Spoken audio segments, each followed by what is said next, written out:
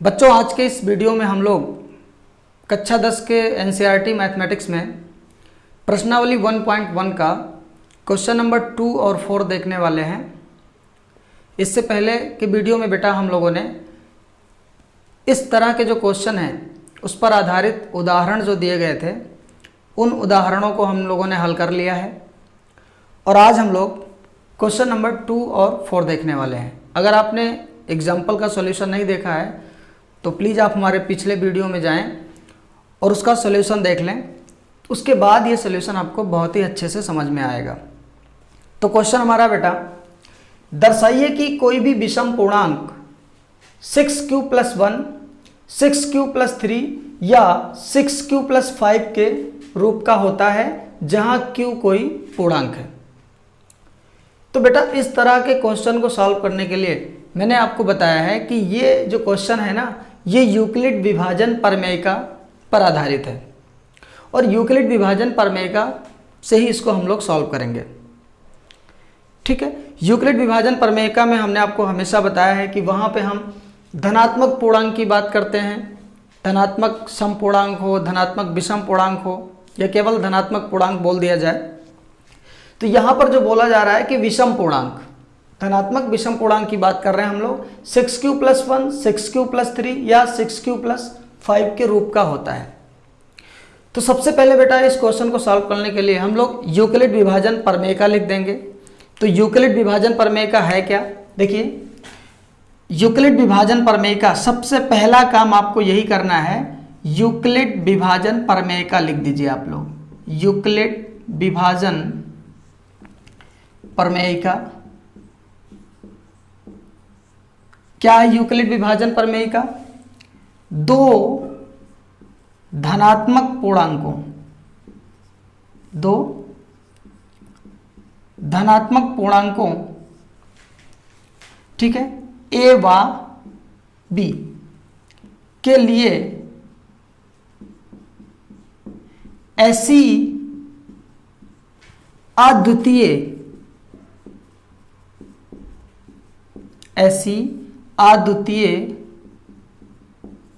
पूर्णांक संख्याएं कौन कौन सी? q व r इस प्रकार विद्यमान हैं, इस प्रकार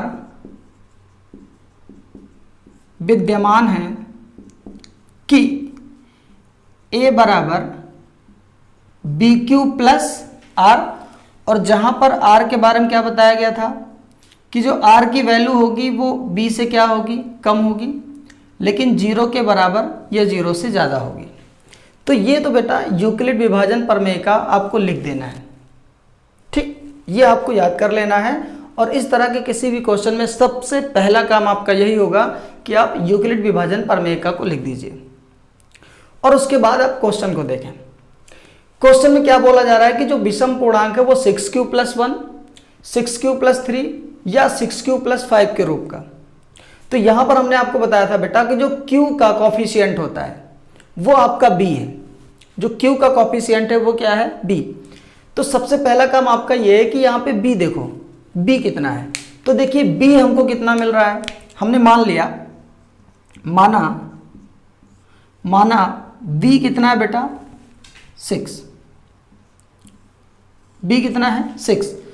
और जैसे ही b आपको मिल गया तो फिर a का रूप क्या होगा? यहाँ पे a के बारे में हमेशा बात की जा रही है, तो आपको a बराबर क्या मिलेगा? b की जगह हमने लिख दिया 6q + r। अब क्या होगा? यहाँ पे जो r है ना वो आपका 6 से कम होगा और 0 के बराबर या इससे बड़ा होगा। तो हमने आपको बताया है कि b की वैल्यू जितनी ज़्यादा होगी उतने ज़्यादा केसेस आपको मिलने वाले हैं। यहाँ पे हम देख पा रहे हैं कि b की वैल्यू कितनी है? 6 है।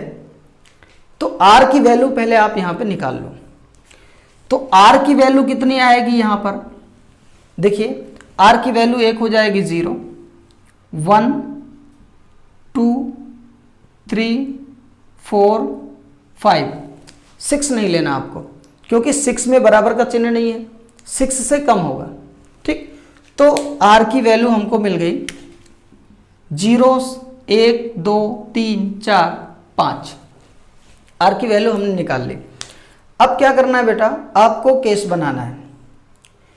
एक बार आपको r बराबर 0 लेके 1 निकालना है, 1 लेकर के एक का मान निकालना है, फिर r बराबर 2 लीजिए और a का मान निकालिए। इसी तरह आप लोग r की वैल्यू 5 तक लीजिए और हर केस के लिए आप a का रूप देखें कैसा रूप मिलने वाला है। ठीक, तो यहाँ पे पहला केस हम देखेंगे।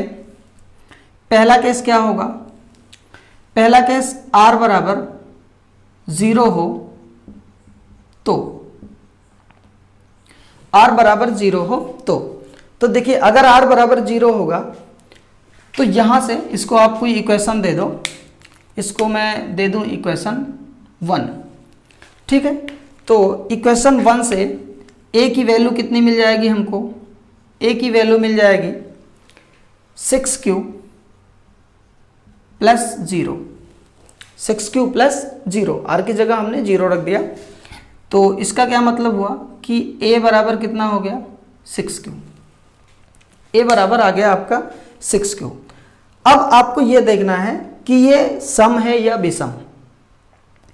तो बेटा 6q जो है ना ये 2 से विभाज्य है, 6q 2 से भाज्य है। तो अगर ये 2 से विभाज्य है तो इसका मतलब ये सम है ना। तो हम लिखेंगे कि चूंकि ये 2 से विभाज्य है, 2 से विभाज्य है, अतः ये समपूर्णांक है। अतः ये क्या है, समपूर्णांक है। ठीक, अब दूसरे केस की बात करो तो सेकंड केस क्या मिलेगा हमको। सेकंड केस में हम लोग बेटा r बराबर क्या लेने वाले हैं 1, r बराबर 1 लीजिए। अगर r बराबर 1 हो तो इक्वेशन 1 से आप a की वैल्यू क्या निकाल पाएंगे 6q प्लस r की जगह पे क्या रखना आपको 1 रख दिया, है ना।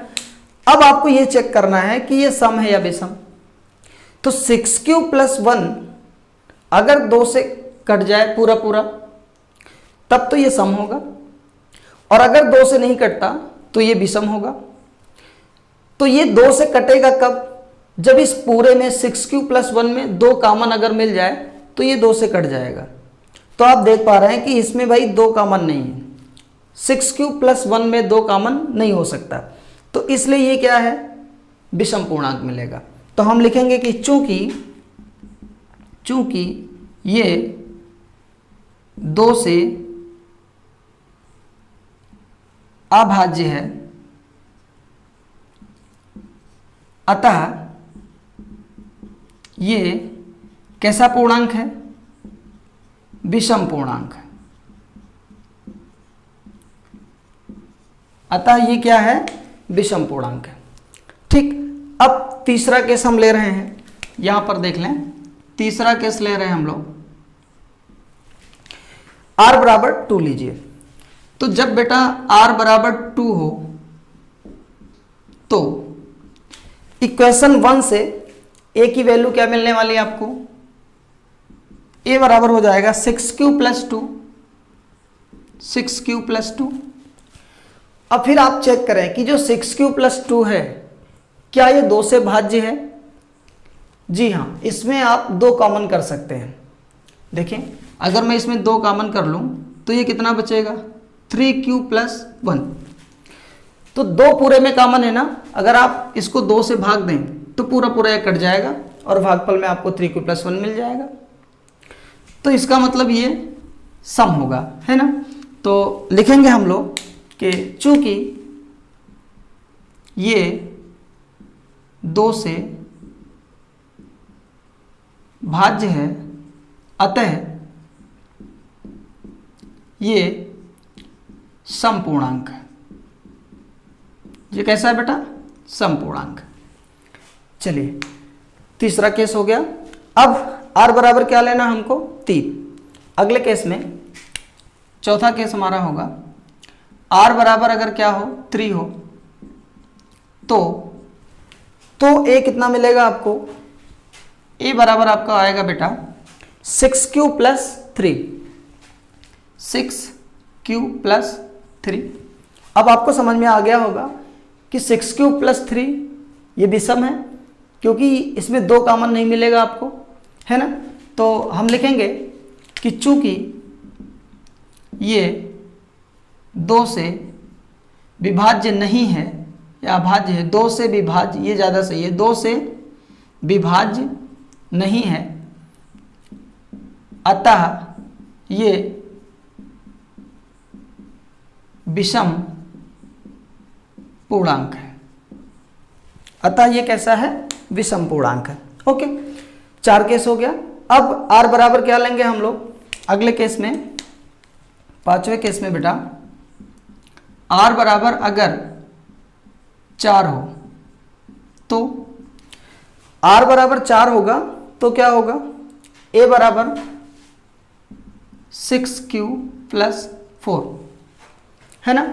और फिर से आप देखेंगे कि इसमें 2 कॉमन हो रहा है, 6q प्लस 4 में 2 क्या हो रहा है? कॉमन। और अगर 2 कॉमन हुआ तो फिर ये 2 से पूरा पूरा कट जाएगा, और अगर ये 2 से पूरा पूरा कट गया इसका मतलब ये कैसी संख्या? सम संख्या है ना।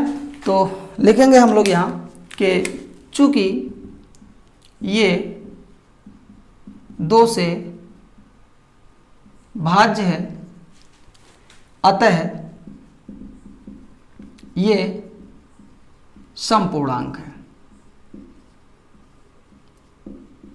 2 से भाज्य है, अतः ये क्या है? समपूर्णांक है। ओके, अब लास्ट केस है इसमें r बराबर 5 लेने पर। तो अगर छठा केस है, r की वैल्यू कितनी हो? 5। अगर r की वैल्यू कितनी हो? 5 हो, तो अगर r बराबर 5 होगा तो a की वैल्यू कितनी मिलेगी आपको इक्वेशन 1 से? तो a की वैल्यू आएगी 6q प्लस 5। ठीक, अब ये जो 6q प्लस 5 है इसमें बेटा फिर से ये विषम है, क्योंकि इसमें 2 आप कॉमन नहीं कर सकते, है ना। तो ये विषम हो जाएगा। तो हम लिखेंगे कि चूंकि ये 2 से विभाज्य नहीं है, अतः ये कैसा पूर्णांक होगा? विषम पूर्णांक है। अतः ये क्या है? विषम पूर्णांक है। देखो r की वैल्यू जितनी ज़्यादा आ रही होगी किसी क्वेश्चन में, केस उतने ही ज़्यादा बनेंगे। तो यहाँ पे फिलहाल r की 6 वैल्यू आ रही थी, 0, 1, 2, 3, 4, 5। तो कितने केसेस बने? 6 केसेस बने। और 6 केस में हमने देखा ये कि जो पहली संख्या मिल रही है वो 6q फॉर्मेट की है, जो 2 से विभाज्य है, इसका मतलब ये समपूर्णांक है। दूसरे केस में 6q प्लस 1 मिला और ये बेटा 2 से अभाज्य है, या 2 से ये पूरा पूरा नहीं कटेगा, तो इसको हमने क्या बोल दिया कि ये विषम पूर्णांक है।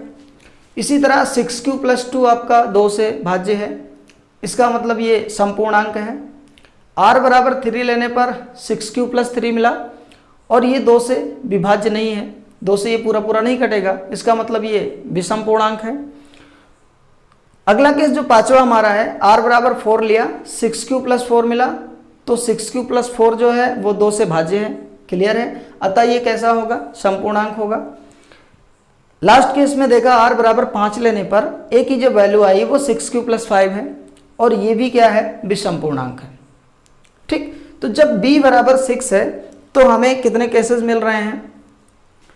6 केसेस मिल रहे हैं, 6 स्थितियां मिली, और 6 स्थिति मिलने का मतलब 6 संख्याएं मिलेंगी, और उन 6 संख्याओं में 6 पूर्णांकों में हमें यह बताना है कि 6q प्लस 1, 6q प्लस 3 और 6q प्लस 5 के रूप का होगा विषम पूर्णांक। तो देख रहे हैं 6q प्लस 1 विषम पूर्णांक, 6q प्लस 3 विषम पूर्णांक और 6q प्लस 5 विषम पूर्णांक। यही तो आपको प्रूफ करना था। ये विषम वाले और ये, तो विषम पूर्णांक आपको किस रूप के मिले, किस फॉर्मेट के मिले? 6q प्लस 1 के, 6q प्लस 3 के और 6q प्लस 5 के।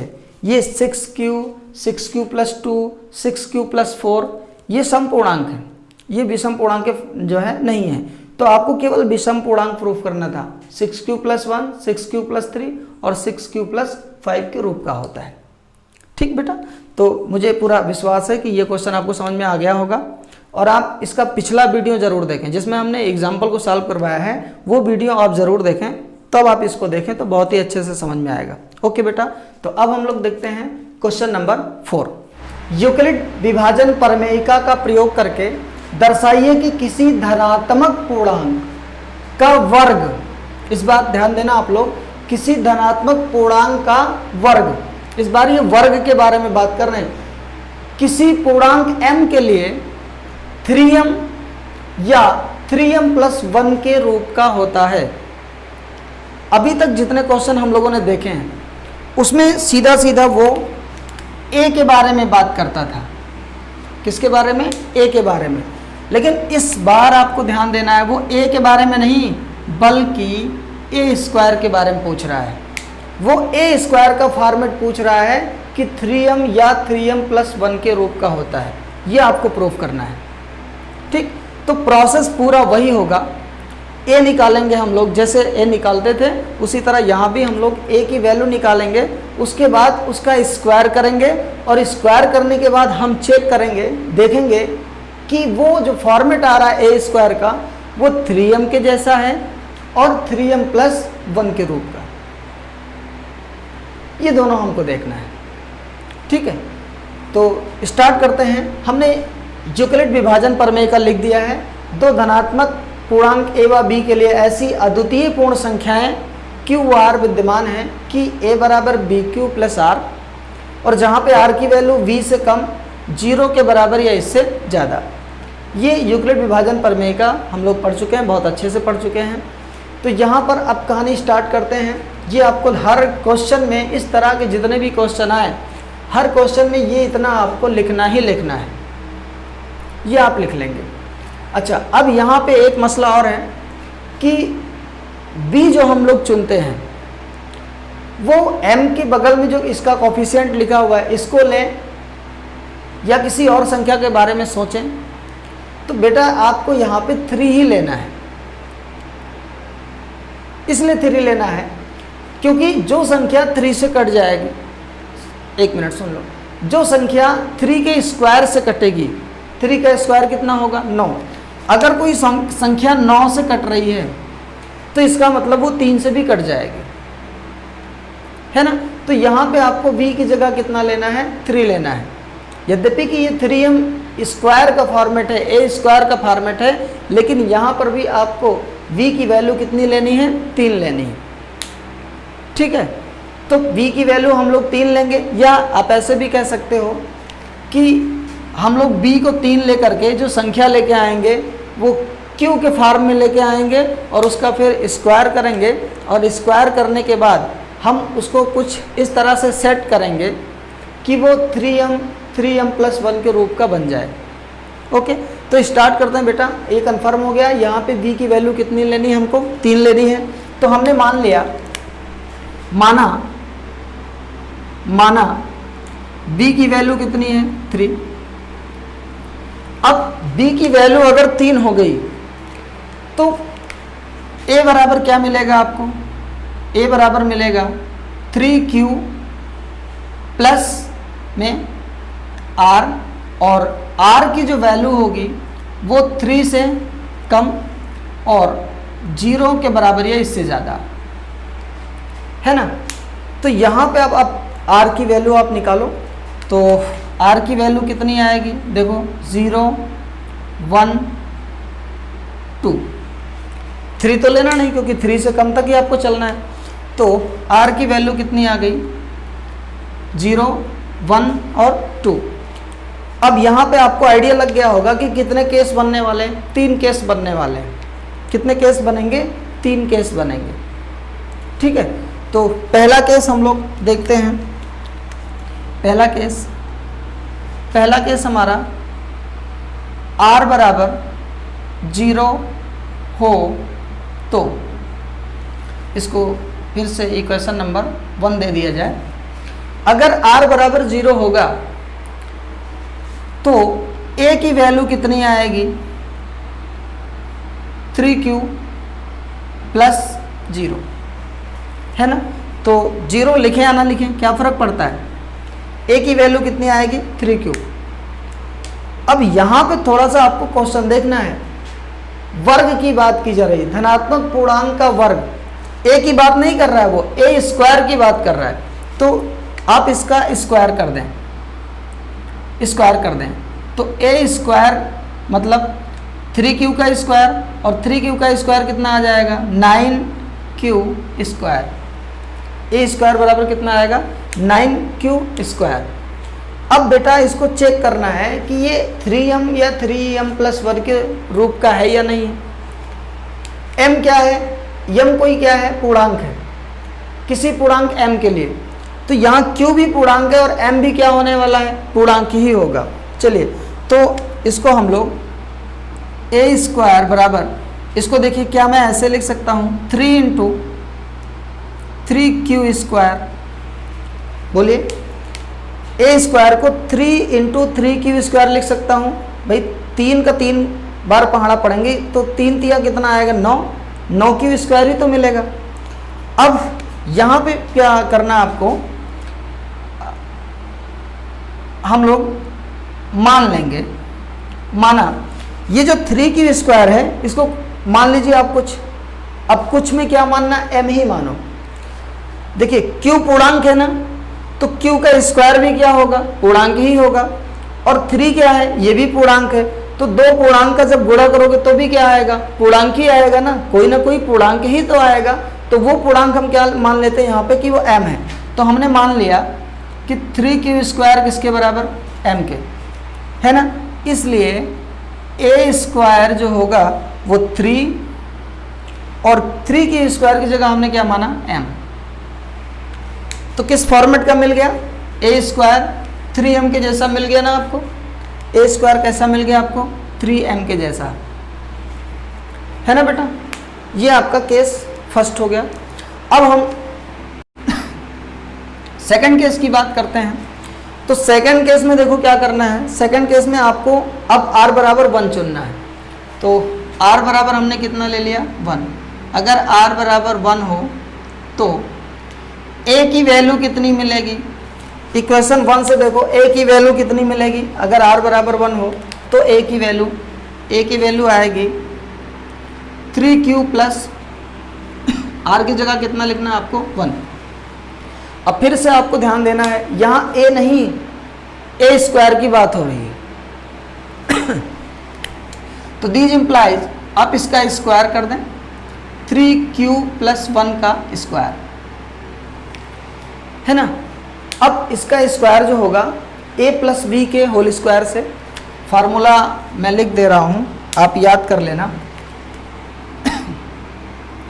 a प्लस बी का होल स्क्वायर क्या होता है, a प्लस बी का जो होल स्क्वायर है वो होता है a square plus 2ab plus b square.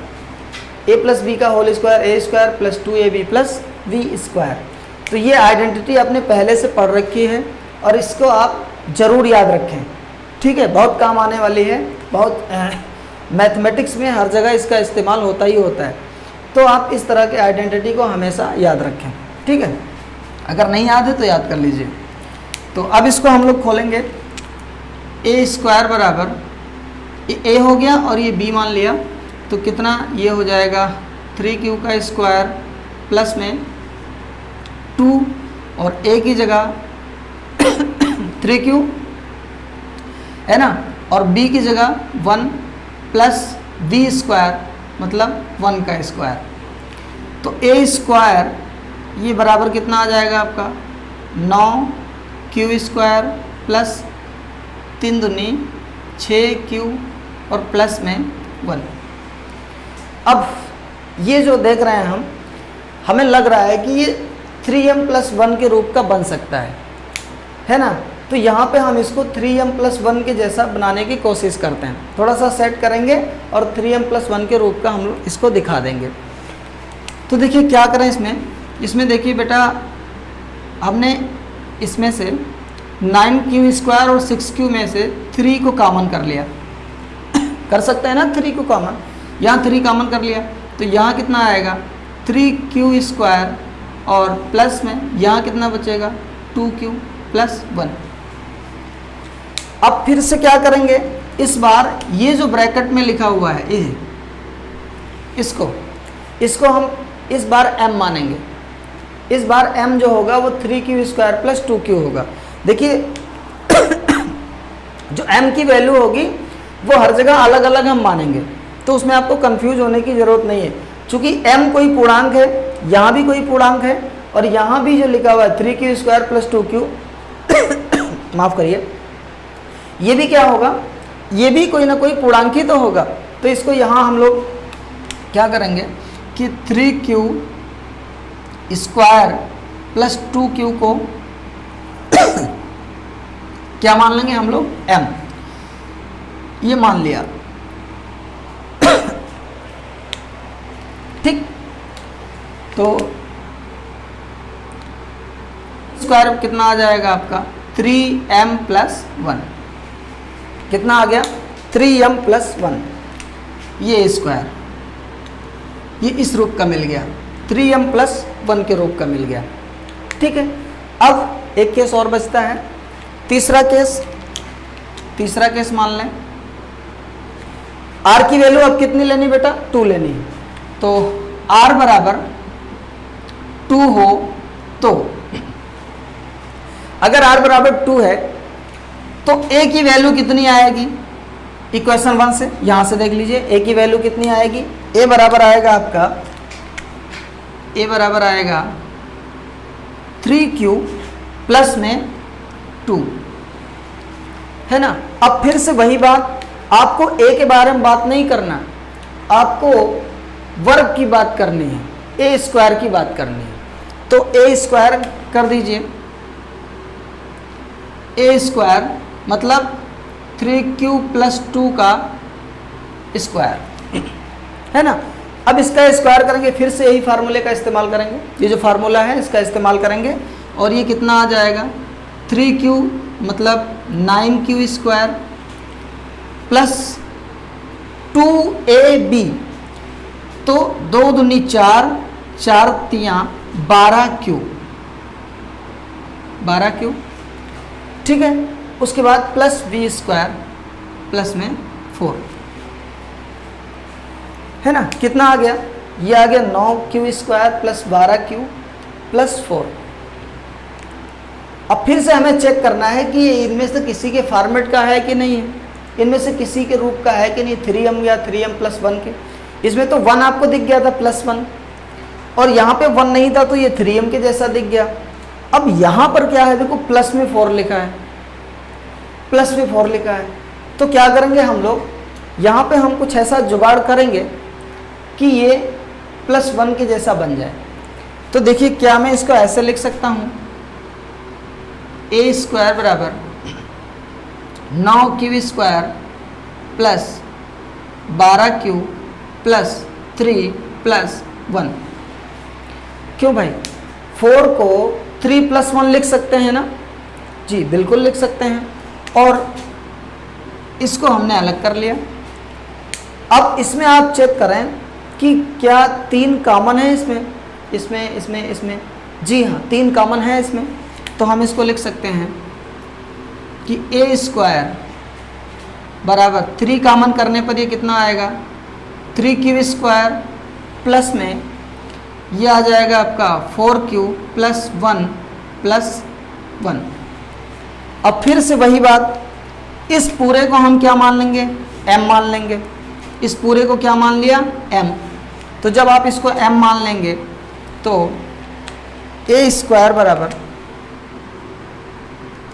ये आ जाएगा 3m और में प्लस में 1, प्लस में कितना आ गया 1 आ गया, 3m + 1, ये 3m + 1 और ये 3m। अगर 3 वैल्यू है b की तो आपको केवल और केवल कितने केस मिलेंगे, यहाँ 3 केस मिल रहे हैं, 3m, 3m + 1 और 3m + 1। मतलब हम लोगों ने प्रूव कर लिया कि किसी भी धनात्मक पूर्णांक का जो वर्ग होता है, किसी भी धनात्मक पूर्णांक का जो वर्ग होता है वो किसी पूर्णांक m के लिए किस रूप का हो सकता है? 3m के रूप का होगा या फिर 3m+1 के रूप का होगा। किसी भी धनात्मक पूर्णांक का जो वर्ग होगा, ठीक है, वो किसी पूर्णांक m के लिए किस फॉर्मेट का होगा? या तो 3m के फॉर्मेट का होगा या 3m+1 के फॉर्मेट का होगा। इस रूप का होगा, 3m+1 के रूप का या 3m के रूप का होगा। तो ये एक ऐसा क्वेश्चन है जो पैटर्न इसका है, जिसका प्रोसेस है वो एकदम फिक्स प्रोसेस है, बस इतना सा आपको करना है। ठीक, तो ये क्वेश्चन मुझे उम्मीद है कि आपको अच्छे से समझ में आ गया होगा। आप फाइनली चाहें तो लिख सकते हैं कि अतः किसी धनात्मक पूर्णांक का वर्ग किसी पूर्णांक m के लिए 3m या 3m+1 के रूप का होता है। लास्ट में आप चाहें तो ये लिख सकते हैं। बहरहाल हम लोगों ने प्रूव कर लिया है किस फॉर्मेट का है, 3m, 3m+1 और 3m+1 के रूप का होगा। ओके, तो अब इसका जो अगला क्वेश्चन है वो हम लोग अगले वीडियो में देखेंगे। और वो जो क्वेश्चन है यहाँ पे वर्ग की बात की गई है, अगले क्वेश्चन में घन की बात करेंगे हम लोग। ओके बेटा, तो अगर ये वीडियो आपको पसंद आए तो लाइक कीजिए, शेयर कीजिए, और अगर आप चैनल पे नए आए हैं तो प्लीज़ चैनल को सब्सक्राइब जरूर करें।